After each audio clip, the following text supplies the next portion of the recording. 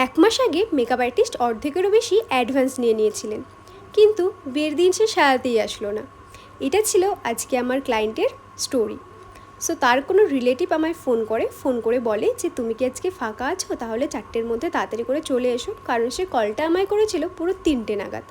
আমার যেহেতু দাইহাটে বাড়ি, সো আমার যেতে 1 ঘন্টা টাইম তো লাগতোই ব্যাগ ট্যাগ গুছিয়ে। তোর ভেন্যুতে দেখো আমি পৌঁছে গেছি। তো তোমাদের একটাই কথা বলবো যে তোমরা বুকিংগুলো কেন নাও যদি তোমরা তাদের স্পেশাল ডেতে আসতেই না পারো।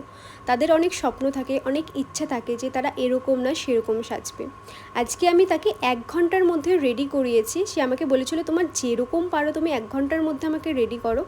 আর সে আমাকে এই গল্পটাও বলেছিল, গল্প না অ্যাকচুয়ালি এটা রিয়েলি, যে সে আমাকে বলছিল যে দিদি জানো আমি 1 মাস আগে বুকিং করে রেখেছিলাম, অর্ধেকেরও বেশি তাকে অ্যাডভান্স দিয়েছি, কিন্তু আজকে সে আসলো না। সে নাকি তার ফোনও ধরছে না। যাই হোক, কী আর করা যাবে, কাজটাকে ভালোবাসো।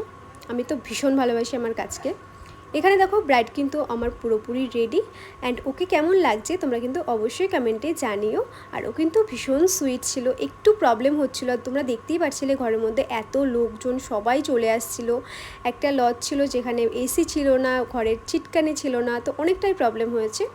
সো ব্রাইডাল বুকিংয়ের জন্য তোমরা আমার সাথে কন্ট্যাক্ট করতে পারো 7001450212 এই নাম্বারে। টাটা।